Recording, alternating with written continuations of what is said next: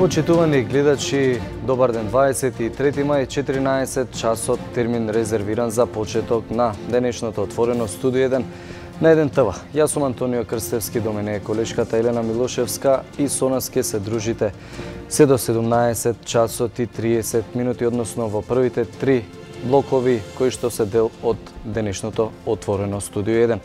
Како што редот, предлагам колешката Елена да ги прочита настаните, односно најавите за содржините кои што денеска ги подготвивме за вас. Така, почитувани гледачи, добар ден уште еднаш и од мене и накратко да погледнеме што е она што следува, односно што ќе гледате денес на програмата на 1 ТВ. Стандардно во овој прв блок отворено студио 1 ќе се навратиме во однос на тоа на вчерашните гостувања, кои беа гости во вчерашното отворено студио 1, а исто така во живо ќе ја вклучиме и колешката Искра Опечевска од Собрание. Потоа следуваат вестите во 14 часот и 30 минути со колешката Елена Джугуманова и веќе вториот блок започнува во 15 часот и 20 минути, исто така веќе добро познати стандарден термин, а во овој блок ќе разговараме на една интересна тема, фестивал кој што допрва ќе стартува, се нарекува Скопје Креатива 2019 година.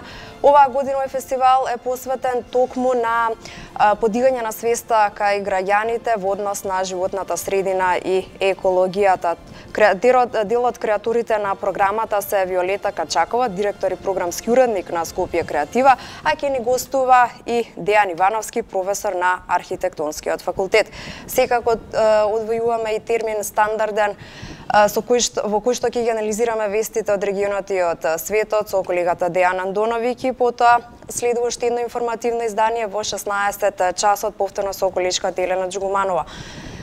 По завршувањето на вестите, Маја готви, веќе добро познатото кулинарско шоу, и ние веќе во 17 часот со мене со Антонио ќе се дружите повторно во третиот блок отворено студио 1. На овој пат ќе разговараме на една интересна тема која што исто така секако допира и до граѓаните, а тоа е многуте лица на тироидната жлезда, аларм за свест.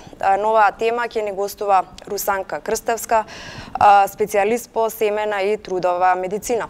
По завршувањето на третиот блок отворено студио 1, тука правиме кратка пауза, секако до вечерашното отворено студио 1, каде што во меѓувреме, односно со почеток во 17 часот и 45 минути стартуваат забавните емисии Звезда број 1 музичкото талент шоу, потоа ексклузивците Нина и Стефан и Сергеј Варушлија со Студио Мода.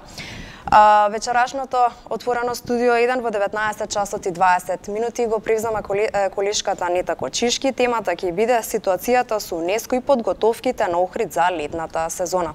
А токму новаа тема таа ќе разговара со Константин Ѓоргиевски, градоначалник на Охрид.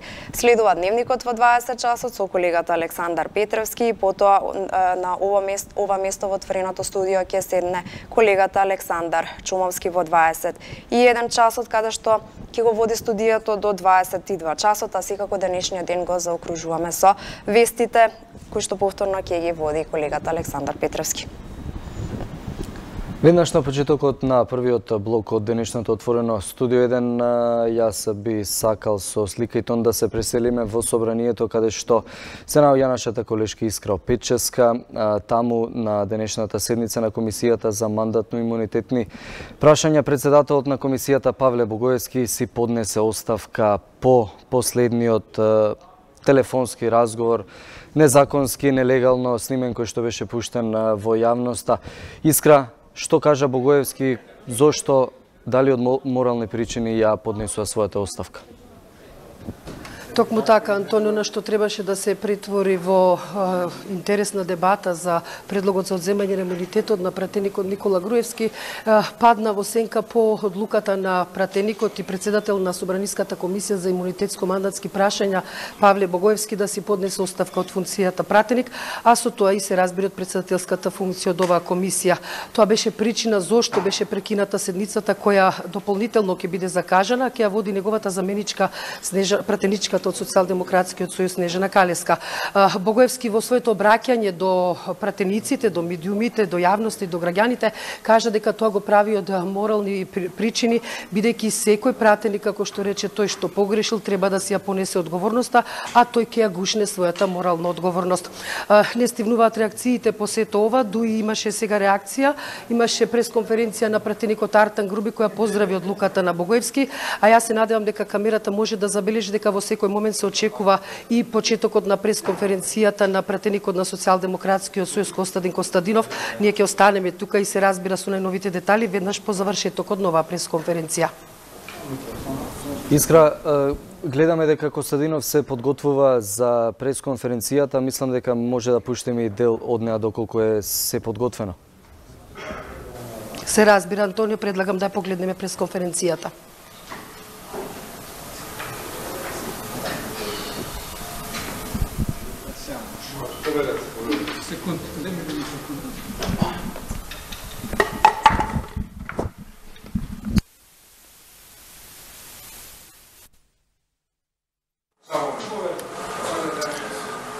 Почитувани представници на медиумите, почитувани граѓани.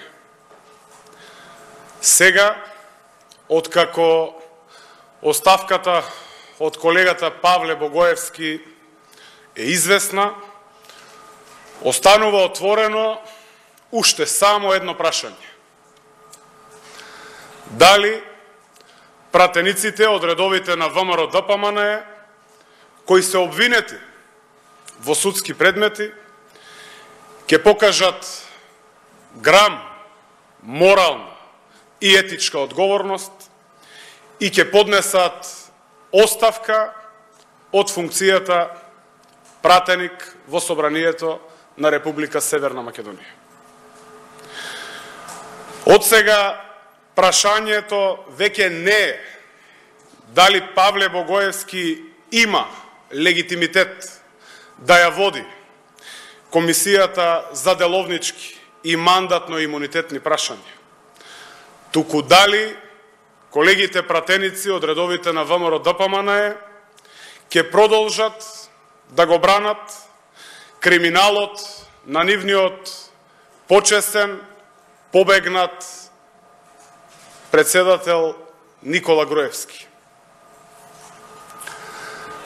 Дали колегите пратеници од ВМРО-ДПМНЕ, кои со недели зборуваа за честност и морал, ќе покажат одговорност пред граѓаните и ќе му го одземат мандатот на Никола Груевски. И дали оние кои се обвинети за сериозни кривични дела ќе поднесат оставки од своите функции. Почитувани граѓани, денеска на дело видовме што значи висока морална и етичка одговорност пред граѓаните. Ги охрабруваме пратениците од ВМРО-ДПМНЕ да гласаат за одземање на мандатот на Никола Груевски, а оние против кои се водат судски предмети да се повлечат од нивните функции. Ви благодарам. Повелете прашање. Да замолувам, едно по едно. Повелете. Веќе 3 години Никола Груевски не е на власт, не е председател на ВМРО-ДПМНЕ. 3 години зборувате за Никола Груевски. Вие имате множество во собранието, не ли мислите дека на вас е одговорност да земете мандатот, впрочем и вашиот коалиционен партнер, господинот Талат Джафери, ја одложи седмицата на тоа што се гласаше за одземање на мандатот. И зашто сега... Кое ви е конкретното прашање? Молам, поставете го. Зашто 3 години сите грешки ги гласевадите со Никола Груевски? Не можеме, а да не спомнуваме во ова собрание, дека Никола Груевски за време на неговото 11 годишно владење, за време на неговиот режим, ги урниса сите столбови на државата и државноста. Буквално не раскара со сите соседи. Тоа граѓаните добро го знаат. Не можеме, а да не повикуваме на одговорност. Граѓаните на Република Северна Македонија многу добро знаат дека, за жал, се уште ги плаќаат фактурите од неговото деструктивно владење. Уште еднаш, во насока на мојот одговор, ќе кажам, за жал и ова ново раководство на ВМРО-ДПМН продолжува по патот кој е трасиран од Никола Груевски. Упорно во негова одбрана се обидуваат да го спасат и криминалот и да се исперат од сите криминали, направени и од нивна страна, а секако и од страна на Никола Груевски. Други прашања? Да, видовме дел од пресконференцијата на пратеникот од СДСМ Костадин Костадинов, секако пренесувана во живо од законодавниот дом. Ќе видиме каква ќе биде одлуката, дали ќе му се одземе имунитетот, односно дали Никола Груевски повеќе нема да биде пратеник во законодавниот дом, а ние продолжуваме на друга тема. Така, следно на што следува продолжение е подсетување во однос на тоа и оние исечоци кои беа гости во вчерашното отворено студио 1. Всушност, вчерашното отворено студио 1 наместо од Скопје се одвиваше во Брисел, во Европскиот парламент, со колегата Боријан Јовановски, а темата беше очекувањата на изборите и можам да напоменам дека ова отворено студио 1 се одвиваше само една недела пред објавувањето на извештајот на Европската комисија за напредокот на Македонија. На овие две теми, но и на други интересни теми, Боријан Јовановски разговараше со Шада Ислам, директорка за Европа и геополитика во влијателниот think tank Пријатели на Европа, и Аугустин Палјокај, дописник од Брисел на Јутренји лист и Коха Дитора. Во продолжение да погледнаме дел од нивните гостувања. Narrative about the Balkans in European public opinion, it's not my opinion, it's the public opinion, is negative. Corruption, reconciliation is not happening, ethnicities that are fighting each other. As Augustine said, 66% against. Yeah, but that's the overarching narrative that we get in Europe, okay? Europe looks at Africa and also sees only trouble. Other people, the Chinese, the Russians, the Turks, they don't see trouble, they see growth opportunities. So these countries are thinking really long term, and investing in the Balkans is important for the future. They're doing it for themselves, but they're also doing it for strategic reasons. The Balkans are part of 17+1, the Belt and Road Initiative as well. These are initiatives of China, and they're taking part because they need the money and they need the investments. No, it's clear, but so what's the problem for the political elite in Europe to understand this and act this way? We don't think very long term. Yeah. We have elections all the time. I think this is the weakest point of European Union, and chronicle problem is that they are ready to pay, they are ready to give money. By far, EU and member states are biggest investors, biggest donors of the money for the Western Balkans, but they are not ready to take decisions. So they will give 1 billion if needed to Kosovo, but they will not decide to liberalize visa. For them, it's more difficult to give a date to start accession negotiations that can last 10 years for Albania than to give donations for big projects. So EU was there, but this is in general EU roles in the world. So the power of EU in financial aid is never followed by political influence because they are not ready to take decisions. And here we come to the idea to change the decision making also on foreign policy and maybe enlargement in the future into the qualified majority, because we saw in Macedonia, I remember when Macedonia had the SAA agreement, Croatian diplomats back of that time, including today's Prime Minister Andrej Plenković, were asking Macedonian colleagues for advice. Croatia is member for 7 years and you haven't started yet. So this is just to prove how difficult it is when one country can block entire process. There was the European Union asked both Macedonia and Albania to make the reform. It was a condition for Macedonia to find a compromise with Greece, which is done with the Prespa agreement. Albania made some efforts to reform the country. And what do you expect now from the progress report, which is going to be published next Wednesday? Do you think that, I mean, Commissioner Hart stated that they will recommend the start of negotiation, and how the outcome of this election will reflect the European Council, will be the next summit. What do you expect? So as you're saying, Borjan, I think the Commission will do its job honestly, and suggest, recommend opening negotiations on all the rounds. Agreement important, and it has raised hopes that other countries in the region will also have some. It's really volatile of the Balkan, definitely.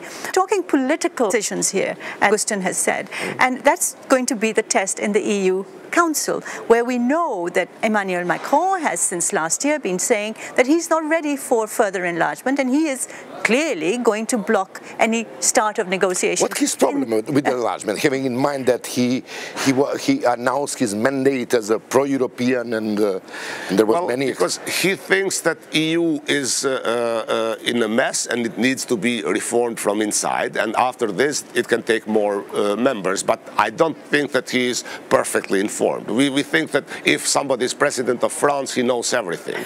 I think he is learning, and it's good that Germany is working, because don't forget that Germany is very skeptical about enlargement, but it's not against, they are careful. А освен отворено студио, вчера авторска емисија имаше и Сашо Ордановски, добро познатата Печат на неделата, каде што гостуваа Петар Атанасов и Рубин Земон, а зборуваа за стратегијата за едно општество за сите. Стратегијата на владата се работела 6 месеци, не била конечно дефинирана и за неја ќе се дискутира во наредните недели па и месеци. Според Земон, Зоран Заев, од друга страна пак според Атанасов, последните 3 децении се работело на концепт, односно на модел кој што сигурно ќе обезбеди интеграција. Да не должам повеќе, еве исечок од Печат на неделата. И покрај тоа што духот на рамковниот Охридски договор беше да имаме интегрирано општеството, повторно се разви уште во поподелено општество. Дури минатата година кога дојде комесарот за човекови права на Светот на Европа Нил Мужикиен стои рече дека изјави дека Македонија остана длабоко поделено и покрај тоа што Охридскиот договор обезбеди на некој начин правише застапеност за некои заедници, не за сите, меѓутоа таа остана длабоко поделена. И јасно дека ние што се бавиме барем со овие мултикултуралистичките теории и знаеме дека во суштина овој период од 30 години независна Македонија многу малку се работеше на интеркултурните комуникации и интеркултурниот диалог. Тоа кажува и голем број на извештаи на меѓународната заедница, посебно на Светот на Европа, на рамковната конвенција за заштита на малцинства, на ЕКРИ или прогрес репортите што ги постојано добиваме и од Европската унија. Македонија малку се работи на интеркултурализмот. Како и многу мал број на луѓе разбира што е едно општество како антипод на тоа поделеното општество. Нас не фала како политики, не фалат интеркултуралистичките политики. Во овие 30 години прилично се разви Македонија мултикултурализмот, иако тоа е повеќе за јавност, а во суштина што кажавте и вие е бикултурализмот, биетницизмот, бинационализмот. Можеби општеството е подготвено за една поголема граѓанска соработка. Можеби е созреано времето кога можеме да градиме граѓански концепт каде што ќе има повеќе еднаквост, поголема интеграција, каде што ќе паднат разликите, каде што етничкото нема да е доминантно. И во таа стратегија, во таа програма 2016, концептот едно општество влезе како пети столб.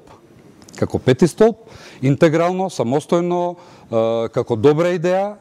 И тоа беше еден од 5 постулати на кои всушност СДСМ ја промени својата идеологија и отиде на патот да гради модел на поголемо интегрирано општество, на општество различно од тогаш, како контрапункт на сите национализми, поделби и фрустрации што ги имавме 10, 20, 30 години. Се чини дека имавте цврсто тло да нагазите, бидејќи договорот од Охрид во 2001 година, мислам дека член 4, има една феноменална реченица која вели за политички проблеми нема територијални решенија. Тоа значи дека Македонија мора да биде унитарна. Се извинувам, за етнички проблеми нема територијални решенија, мора да биде унитарна, а вие расправите се, пробајте модели како тоа ќе го изведете. Да, Охридскиот рамковен договор, покрај се тоа на што го знаеме, Едно од решенијата за еднината на општеството беше да демократијата, идентитетот, културната соработка или различност да се спушти на ниво на политички модел, на ниво на општини, на децентрализација. И тука многу умешно се изведе тој мек премин од многу централизирана кон децентрализирана држава и сега фалеше делот кон каде треба да се оди по таа децентрализација. Затоа што имате многу едноставни три големи групи на прашања. Демократското општество или демократијата, економијата, работни места, стандард и нашето општество си го носи ова со векови, нели велиме, но последните три децении ние го баравме модус вивенди. Како ние да продолжиме заедно, а да имаме еден квалитетен, сигурен модел. Единствена вредност што не поврзуваше до Охридскиот рамковен договор и малку можеби после тоа се евроинтеграциите. Но тоа не е доволно. Да. Нам ни требаше концепт врз што ќе градиме модел на поголема интеграција, поеднаквост и веќе имаме во стратегијата, ќе го прочитам за гледачите, за цела јавност, имаме дефиниција за едно општество. Тимот што работеше, што го започна процесот, Рубин Земан, еден огромен тим, 7 сектори, многу граѓански организации, активисти, луѓе од институции. Ние велиме дека Република Северна Македонија ја гледаме како изградена врз концептот едно општество за сите со развиена интеркултурност. Тука завршува првиот блок отворено студио 1. Ние се гледаме малку подоцна во 15 часот и 20 минути. Во продолжение гледате вести со колешката Елена Джугуманова.